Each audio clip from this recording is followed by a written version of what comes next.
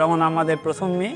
তো ওকে যখন আমরা স্কুলে দিব শুরু থেকেই, যেহেতু প্রথম মেয়ে, আমাদের এক্সপেকটেশন বা সব মিলে আমাদের চিন্তা ভাবনা ছিল ওকে কোথাও আসলে আমরা দিব, সেই স্কুলটা কেমন হবে বা সব কিছু মিলে আমরা খুব বেশি ভয় পাচ্ছিলাম। ঢাকা শহরে এত স্কুল থাকতে আমার ছেলের হাতে খড়ি হবে কোন স্কুলে।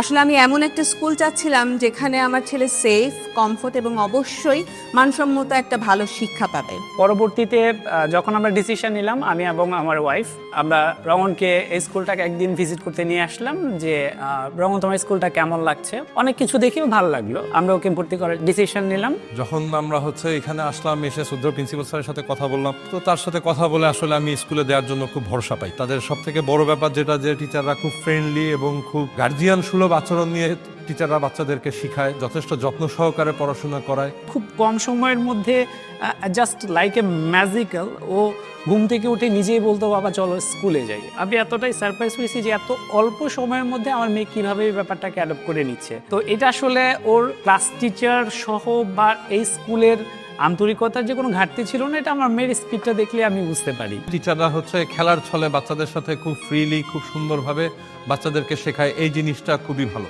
পরিবেশটা খুবই ভালো এবং এই নিজস্ব বিল্ডিং, শীতাতপ নিয়ন্ত্রিত classroom, swimming pool, prayer room, সব থেকে বড় যেটা প্লে জোন, বাচ্চারা ওখানে খুব কমফোর্টলি খেলা করতে পারে। তো যার ফলে তার এখানে কোনো স্কুল ভীতি তৈরি হয় নাই, সেই স্কুলে আসার জন্য খুবই আগ্রহী থাকে।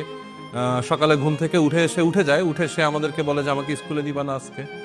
আমি চিন্তা করে রেখেছি যে আমি আমার দ্বিতীয় সন্তানকেও এই স্কুলেই ভর্তি করাবো।